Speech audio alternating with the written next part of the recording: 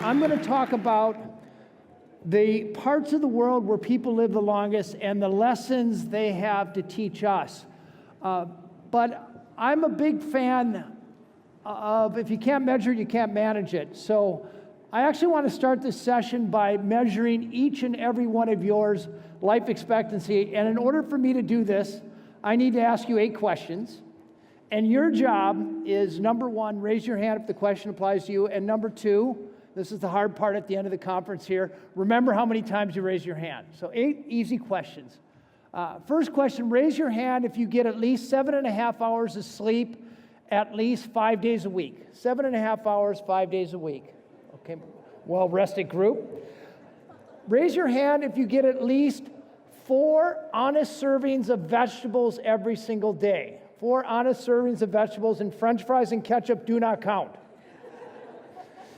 Raise your hand if you move at least 30 minutes a day. And this could be in the gym, it could be walking, gardening, just about anything. Okay, most of you. Raise your hand if you have not, and I underscore not, had unprotected sex with a stranger. Wow, I kind of expected hands to dart up in this crowd. I never answer that one either. Okay, raise your hand if you have at least 3 friends you can count on a bad day. 3 friends you can count on a bad day, and you actually like them. Raise your hand if you belong to a faith-based organization. Faith-based organization or religion, and you show up at least 3 times a month. And raise your hand if you haven't smoked in the last 5 years. And final question, raise your hand if you have the desire and you think you have the health to reach at least a healthy age 90. You want to live to 90, you think you can. Okay, most of you. That's actually the biggest predictor of how long you're going to live. But I ask you 8 questions. If you raise your hand at least twice, and you're a man, your life expectancy is 68, and if you're a woman, it's 72. If you raise your hand at least 5 times, and you're a man, life expectancy is 77, and if you're a woman, it's 81. And if you raise your hand at least 7 times, you're a man, life expectancy is 88, and if you're a woman, it's 92. Did anybody raise their hand all 8 times? Anybody raise their hand all 8 times? Could you guys stand up? Go ahead, own it. Can we give a huge World Government Summit round of applause? You guys are now dismissed to the lounge. So something called the Danish Twin Study established that only about 20% of how long the average person lives is dictated by genes. The other 80% is dictated by lifestyle and environment. So based on that assumption, working with National Geographic and the National Institutes on Aging, about a decade ago, we set out to, in a sense, reverse engineer longevity. So we hired a team of demographers to parse through world census data to find the areas where people live verifiably the longest, either the highest life expectancy, the highest centenarian rate, or the lowest rate of middle-age mortality, and then put together a team to go to each of those places to parse out, to use established methodologies to determine what were the characteristics that we see in all places where people live a long time. And remarkably, no matter where you go in the world, whether it's Asia, Europe, Latin America, or North America, you see the same 9 things happening over and over and over again. And I'm going to tell you what those 9 things are, the common denominators to longevity. But first, since I have the benefit of National Geographic photography, I thought I'd quickly take you to each of these 5 longevity hotspots, spots that we've dubbed blue zones. We found the first blue zone about 200 kilometers off the coast of Italy on the island of Sardinia, specifically a cluster of 14 villages, 42,000 people up in the highlands. And here you have the highest concentration of male centenarians in the world. This is where men live the longest, about 10 times more male centenarians here than you'd expect to see in a normal first world concentration. They not only live a long time, but they also have very vital lives. It's mostly a pastoral culture. The people here, mostly the men, they have regular low-intensity exercise. They eat a shepherd's diet, which is very simple, mostly plant-based. But more important than what they eat, were their societal norms. Unlike the United States, where we tend to celebrate youth, here in Sardinia, people celebrated age. So people were subtly told when they got into their 80s, 90s, and 100, you were important, we expect something out of you. Sardinians harnessed the wisdom of people 80, 90, and 100 years old. They were expected to work on city councils. They passed down the culinary wisdom, the agricultural wisdom. They almost never put their aging parents in a retirement home.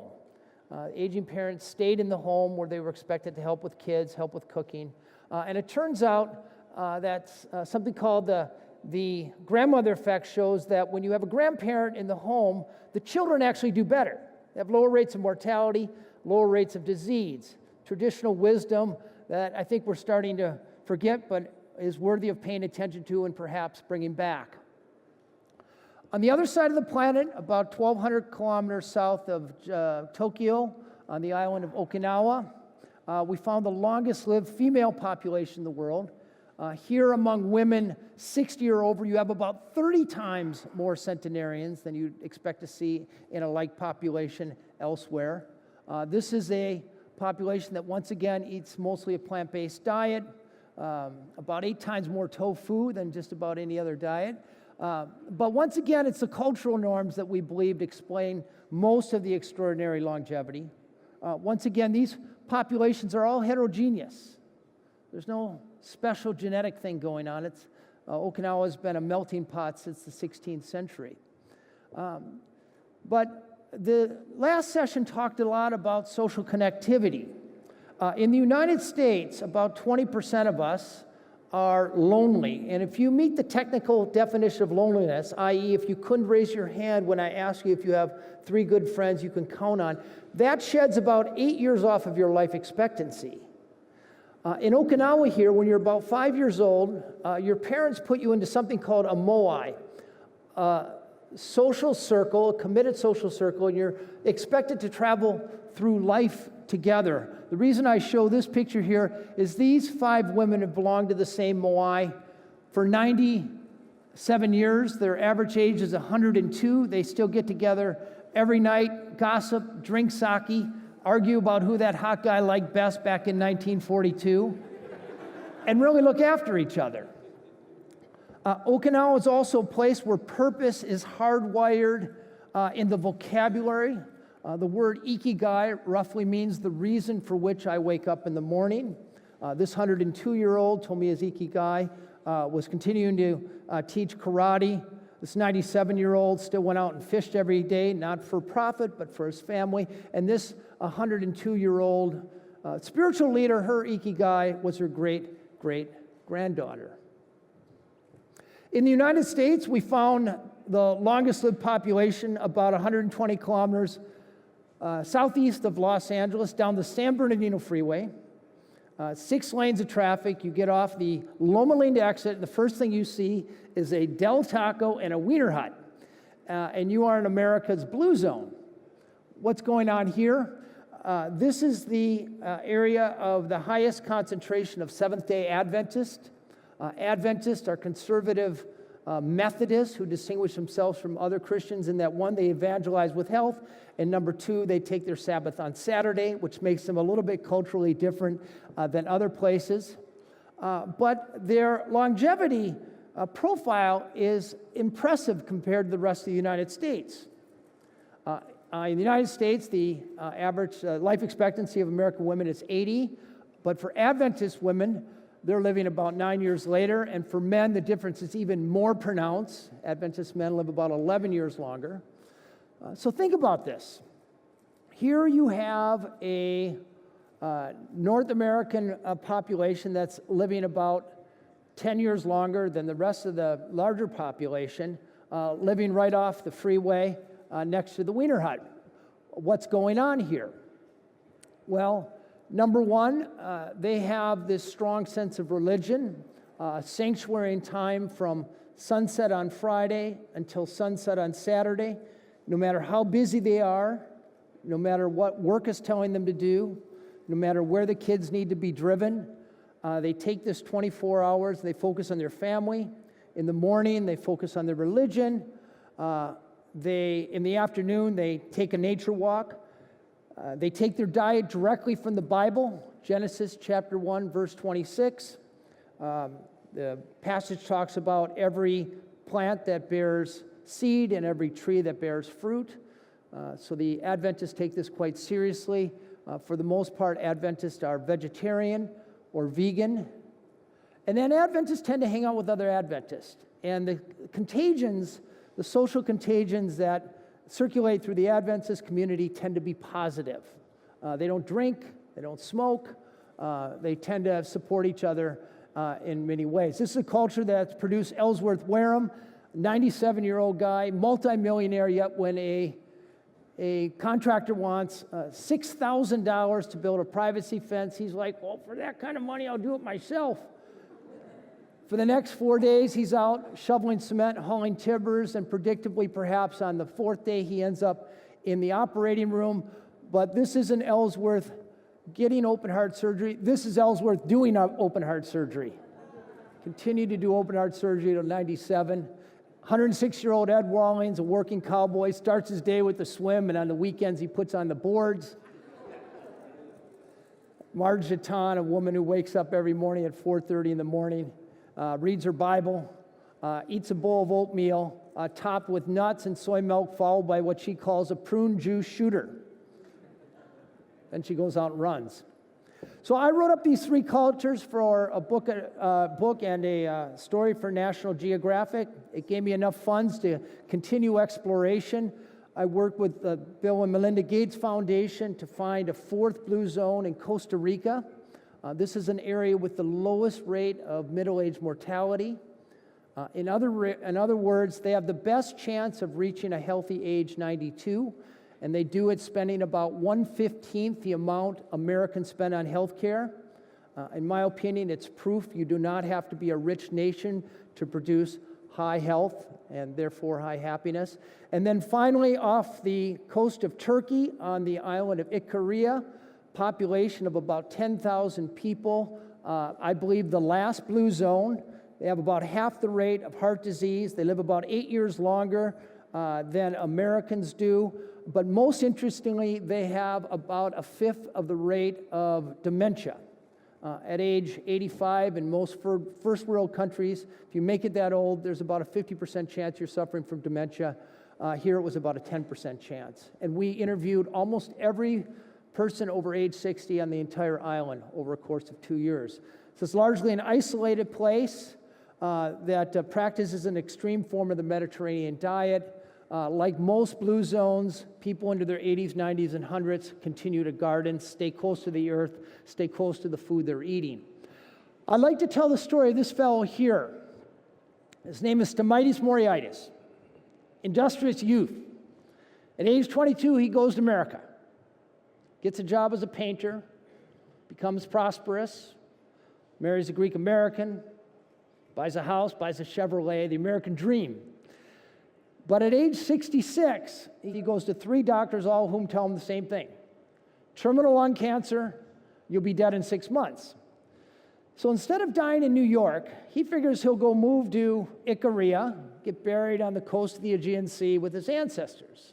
So he and his wife pack up, they go back to Ikaria. He moves in with his parents, who are still alive and vital, starts drinking the water, eating this Mediterranean diet, reconnect with their religion. His friends come over every afternoon, they socialize. After 6 months, he's actually feeling pretty good. He goes out one day, plants a garden, doesn't expect to be around to harvest the garden, but he thinks his wife will harvest that garden and she'll think of him when he's gone.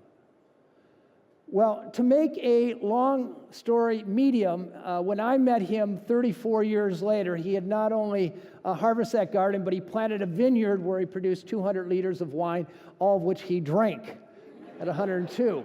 Now, as a journalist, of course, I have to ask him what his secret to longevity was, and I was pretty sure it wasn't his ability to match plaids. He thought for a moment, and he said, well, I don't know. I guess I just forgot to die. Which seems like an overly simplistic answer for longevity, but actually, I think he hit the nail on the head. For the last 10 years, I've been traveling back to these blue zones over 40 times. And I kind of started out looking for an herb or a compound or a diet that explained longevity, but actually it's none of that. Wherever you see a population that's producing spry 90 and 100-year-olds who are still water skiing or standing on their head or doing karate, it's not because that 100-year-old said at age 50, well, God darn it, I'm going to get on that longevity diet and live another 50 years. They didn't go buy a treadmill or sign up for a wellness program at work or call an 800 number and order supplements. The key insight here was that longevity happened to them. It was not something they pursued. When you think of it, we think of health as something we go after. We're going to buck up, get disciplined, eat right, exercise. Didn't happen to any of these guys. Longevity was a residue of their environment. So no matter where you go in the world, you see the same characteristics of environments of longevity. First of all, there's 9 of them. First of all, they don't exercise. By the way, exercise has been largely a public health failure. Average American burns fewer than 100 calories a day engaged in exercise. We keep throwing money at it, but it doesn't work. In these blue zones, every time people go to work or school or a friend's house, occasions walk. They have gardens. Their houses are deconvenienced. They haven't engineered all the physical activity out of their lives. They still grind corn or knead bread or do house tasks by hand. They have the same stresses that we have, but what they have that we forgot are the sacred daily rituals that reverse stress and the ensuing inflammation. They meditate, they pray, they take naps, they do happy hour. There's a vocabulary for purpose. You hear this a lot increasingly in the happiness literature as well. They can articulate the reason for which they get up in the morning. Another characteristic that explains about an extra 7 years of life expectancy as compared to being rudderless. When it comes to what they consume, they do have a happy hour. They drink several things. In Ikaria, it'll be tea, wine, and other places.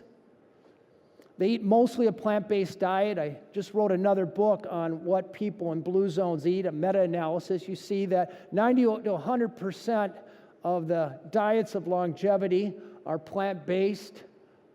Super high carbohydrate, flies right in the face of what you heard, paleo diets. You can kind of sum it up by saying grains, greens, and beans.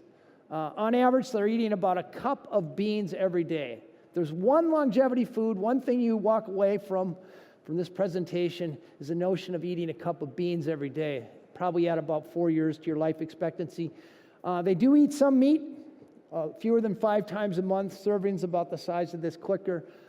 Very little fish, actually. No dairy. No cow's dairy in it. You'll see a little bit of feta cheese. They snack on nuts, and when it comes to what they drink, it's mostly water, 6 glasses a day, tea, and good news for most of us, coffee before noon, almost as much as they want. No soda pops. Soda pops are largely unknown to centenarians.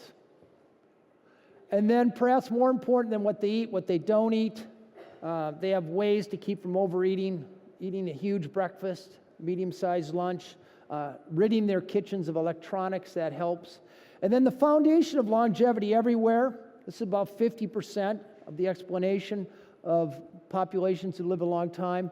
Again, this will not be unfamiliar to people who study happiness.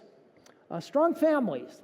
They keep their aging parents nearby, they commit to their spouse, and they stay married, and they invest in their kids so their kids aren't putting them in a retirement home.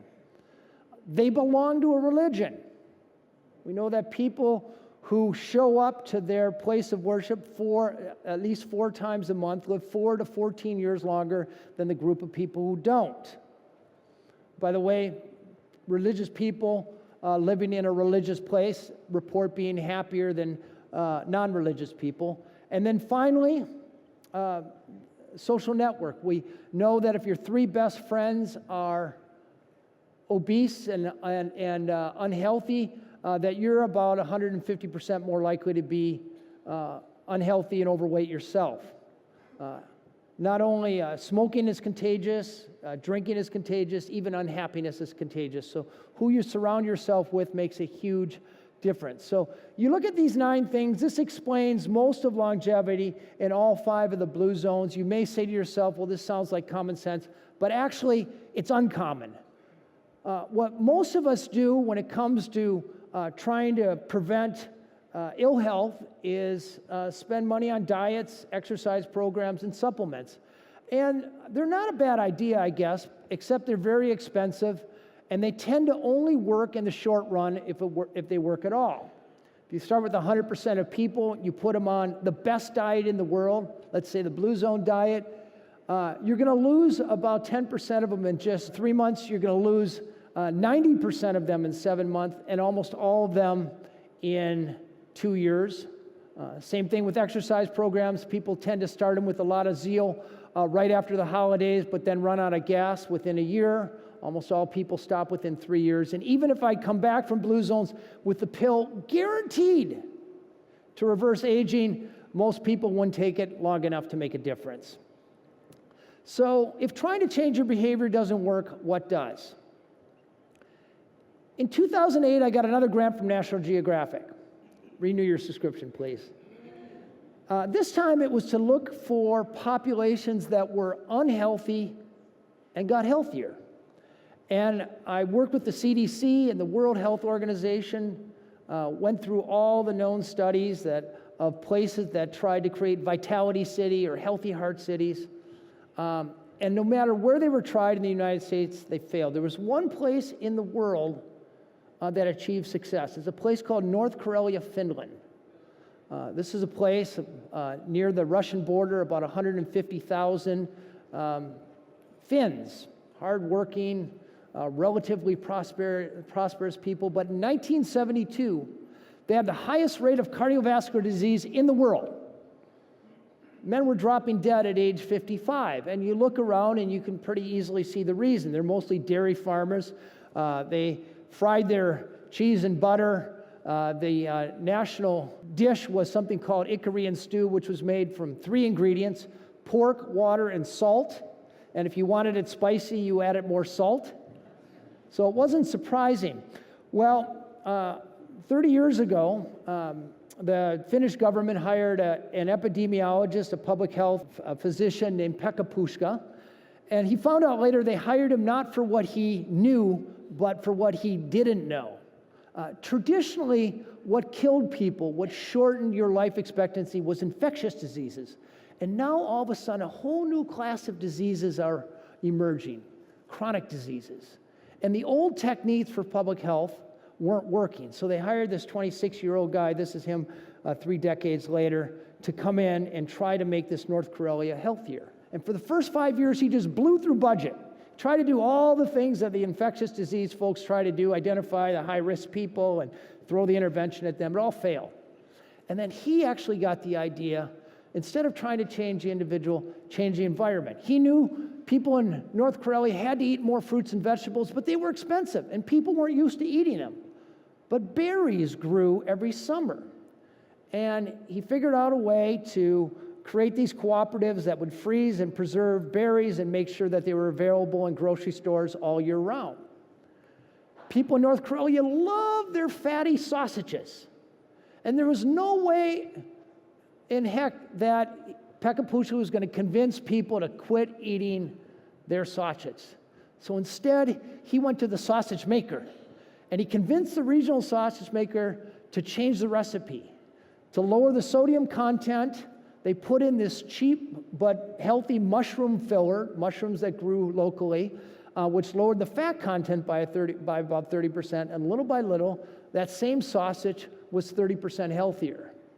So he applied a whole series of this. I don't have time to go into all of them, but over a 30-year period, largely through the work of Pekka Puska, they saw an 80% drop in heart disease among men, and they maintained this for 30 years. This is in the British Journal of Medicine. I mean, this is well documented, and it works. So inspired by that project, and also rooted in what I'd learned in the Blue Zones, in 2009, I tried to create a similar project in the United States, to create a so-called Blue Zone. And the idea here, I got a big grant to hire, I think, some of the smartest minds in America to help think about how to take blue zone tenets and apply them to an entire city. And we assume that almost everybody lives in a life radius. It varies from about 5 miles to about 20 miles, where you'll spend about 80% of your life. And instead of trying to convince the individual to change behaviors, we basically acknowledge that everybody, including everybody in this room, is evolutionarily hardwired to crave sugar, to crave fat, to eat whenever we can, and to rest whenever we can. That's how we survived as a species for 99.9% of our existence. So instead of trying to fight those urges, discipline's a good thing, but discipline's a muscle, and muscles get tired. We thought about how you change the environment so this person would mindlessly get healthier. And my team of advisors identified 5 domains. In the first domain, if you want to make a community or a city or a country healthier, your most cost-effective way to do it is to focus on policy.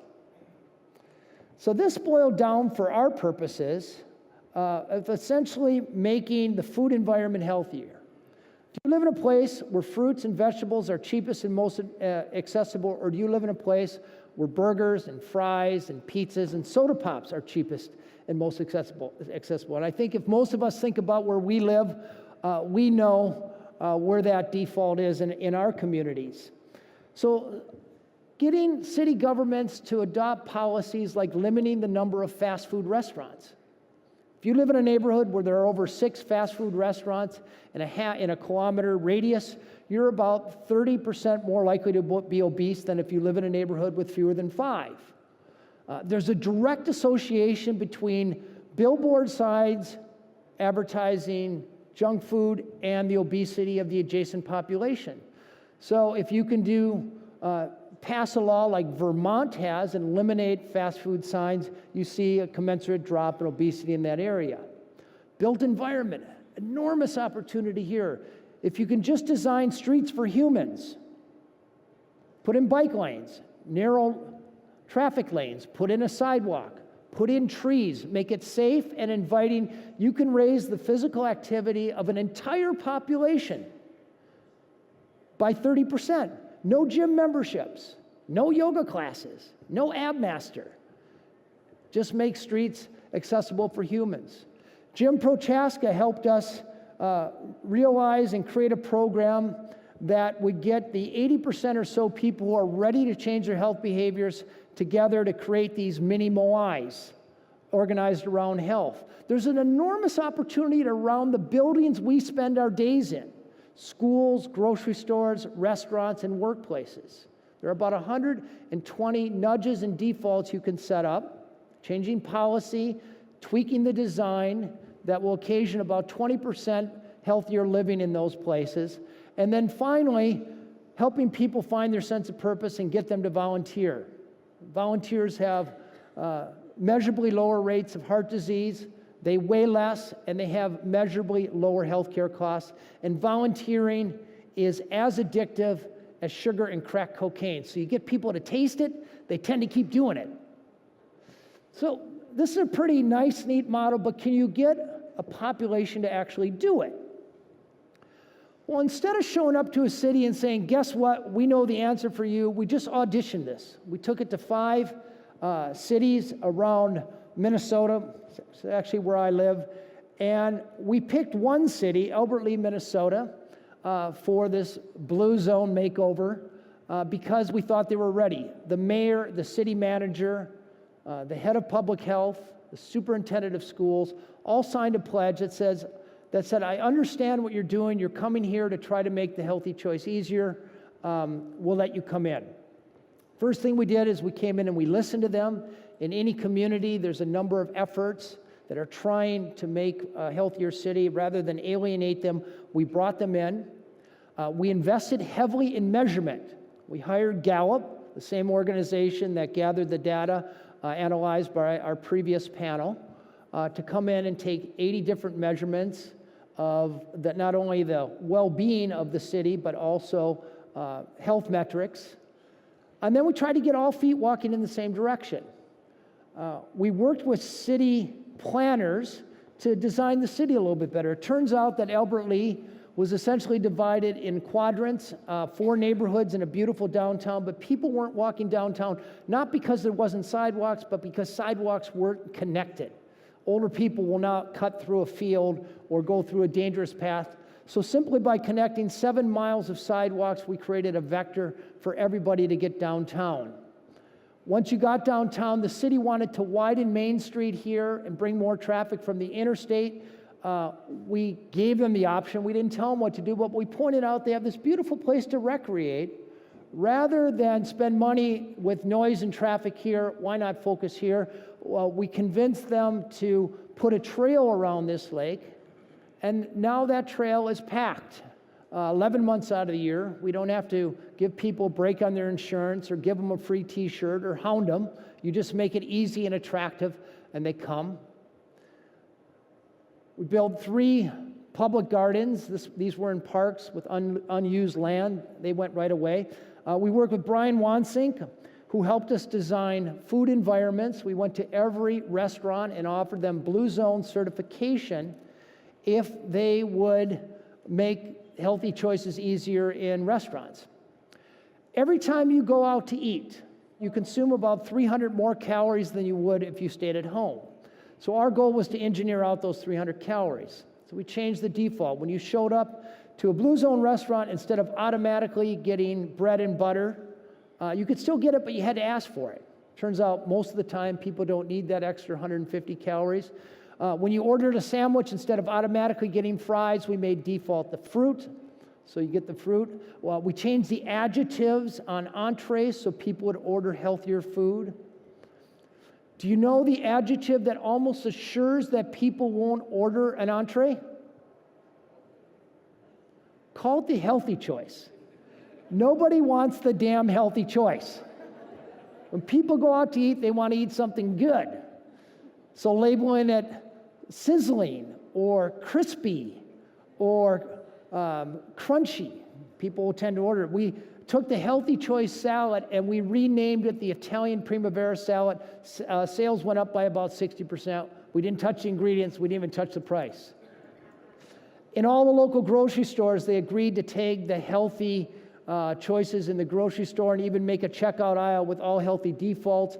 In schools, we got them to agree to policies that would make eating easier. It turns out that the lunch program is not the biggest determinant of what your kids eat in school. It's whether or not they can eat in hallways and classrooms. If the answer to eating in classrooms and hallways is no in your child's school, on average that school has a BMI, or their weight's about 11% lower.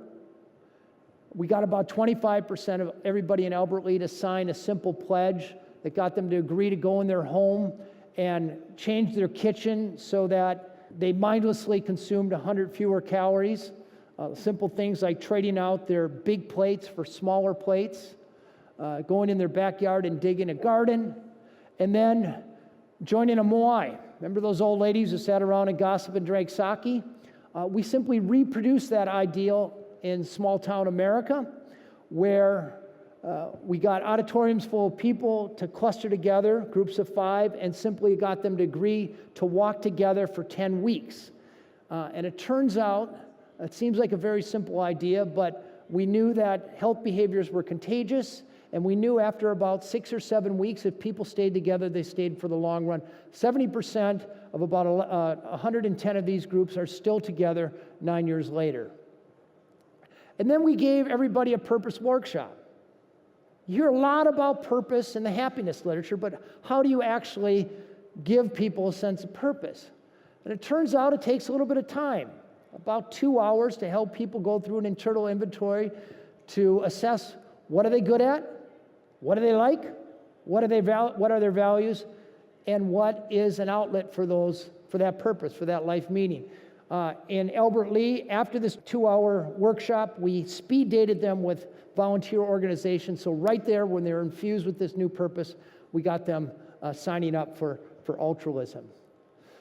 So after about 18 months, the results were impressive. We raised the average life expectancy by 3.2 years. We helped them shed about 2,000 kilos, 3,000 kilos, and healthcare costs and city workers dropped by 40%.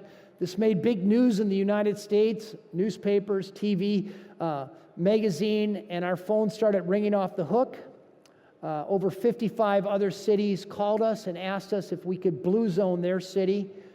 We auditioned all 55, and we ended up choosing 3 cities in Los Angeles, California. Very different culture than the prairies of Minnesota. But we showed up with the same team, with the exact same plan, making permanent or semi-permanent changes to the environment. Here in Los Angeles, there were slightly different problems. We had a chance to evolve the program. Dan Burden, who works on our team, he's one of Time Magazine's top civic designers of the century. He taught me an important thing about getting cities to adopt policy. And this would not only work for health, but I believe it would also work for happiness. It turns out when it comes to policy, people vote for it. And people have to visualize what you're talking about. If they don't understand it, or it's too vague or abstract or academic, people's eyes glaze over. So when we asked them to make their city more walkable and bikeable, Dan would actually take the city planner and the mayor and the head of the newspaper and the TV station and walk them through their city and show them what works well, what doesn't work so well, and what the opportunity was. Then he would take them all in a room and show them what their city could look like if they morphed it. And then it was really easy to convince them to adopt the active living policies we wanted them to live. This makes a huge difference in people's quality of life, and I would argue, quite honestly, their happiness at the end of the day. In schools, we tried to bring in meditation, but it turns out there was kind of a cultural pushback to meditation. So we got Goldie Hawn to help us with something she called the Mind Up, which essentially was meditation just with a different brand. Got almost every school to adopt this daily meditation. Grades went up. It improved health. It was very successful. It turns out in Los Angeles, 40% of the children could not correctly identify a banana as a fruit. So to get them eating more fruits and vegetables, they had to know what it was. So we convinced schools to adopt a curriculum we borrowed from France, the EPOD project, that got kids listening to vegetables and fruit. They'd snap carrot sticks, smelling them like connoisseurs, and then tasting them. And then in their classrooms, Brian Wansink helped make sure, changing simple defaults like put the fruits and vegetables at the beginning of the line. Fruit and vegetable consumption goes up by about 35% by that little thing. Because there was a McDonald's right across the street, and we had to compete with McDonald's at schools, we got the lunch ladies to package healthy food to make it look like junk food. So even though this looks like French fries, it's actually sweet potatoes, and these are fruit spears that look like an ice cream sundae. So we cloak it. And then we got them to adopt a bunch of food policies that really worked well. The most successful one here was creating a 1,000-meter radius around schools where no junk food could show up. We convinced Hermosa Beach to go smoke-free, and that worked so well. There was all kinds of fears that bartender or bar owners and restaurants would lose business. They did not. Neighboring Manhattan Beach adopted it. So the whole area went smoke-free. So we had Gallup come in 3 times. They did a baseline in 2010, and then again in 2015. Now, this is against California controls. So in other words, this wasn't because all of California made these changes, but this was pretty unique to the big cities. We dropped the smoking rate by 17%. The average weight went down by 15%, and a population of 125,000 people. That meant 1,900 fewer obese people. Daily stress went down, the reported exercise went up, and this was the really cool thing. We did not set out to do a happiness project, but lo and behold, the number of people thriving who reported, in other words, having an 8 on a scale of 1 to 10, and they believed they would be happier in 5 years, went up by 12%. So as I said in the very beginning, when it comes to happiness and happy life expectancy, they're Siamese twins. From here, the entire state of Iowa brought us in, the Blue Cross Blue Shield, and challenged to make the pork state healthier. Been there for 5 years, got invited in by the most conservative city in America, Fort Worth, Texas, 778,000 people in that city. And after that, when this has just really blown up, we're now in 31 cities.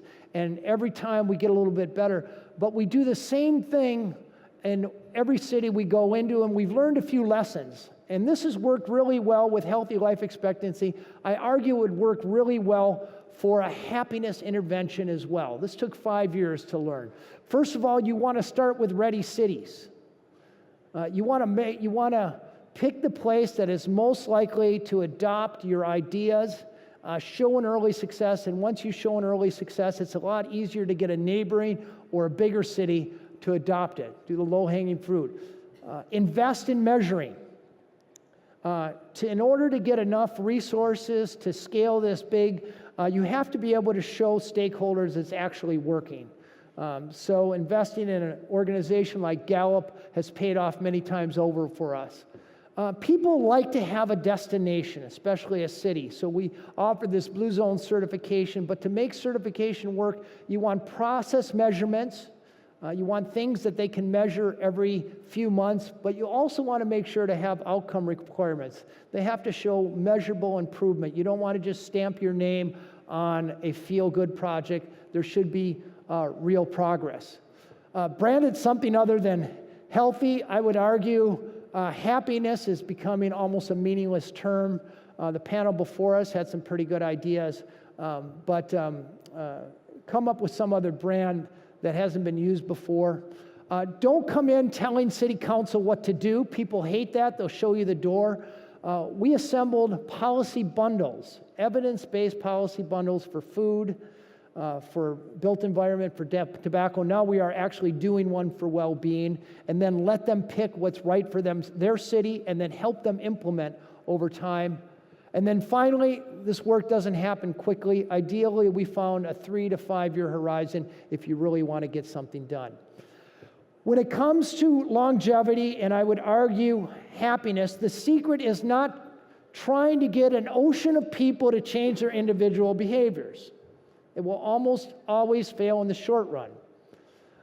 What I believe works is unleashing a healthy swarm of nudges and defaults that make the right choice, in other words, the choice that delivers the evidence-based outcome, not only the easy choice, but in many cases, the unavoidable choice. So it's making permanent changes to the ecosystem. I want to close with one last story. Remember Stomaitis Moriaitis, the 102-year-old guy with plaids who forgot to die and so forth? I actually called him not too long ago. Called him from my home in Minneapolis. I was on Skype. It was early in the morning in Minneapolis, late afternoon in Ikaria. He picked up the phone. He'd just taken a nap. He's all tired, but he talked to me anyway, and I was grilling him on what he eats and how he's feeling and what he's doing. After about 10 minutes, he goes, "You got to hurry this up. I got friends coming over." So I said, "Okay, one last question." I said, "Did you ever figure out how you got rid of lung cancer? That's incredibly rare." And he said, Yeah, I thought a lot about that. In fact, about 15 years ago, I went back to the United States to get some tests. And I said, "Yeah, what'd you find out?" He said, "Nothing." He said, "When I got home, all my doctors were dead." Thank you very much.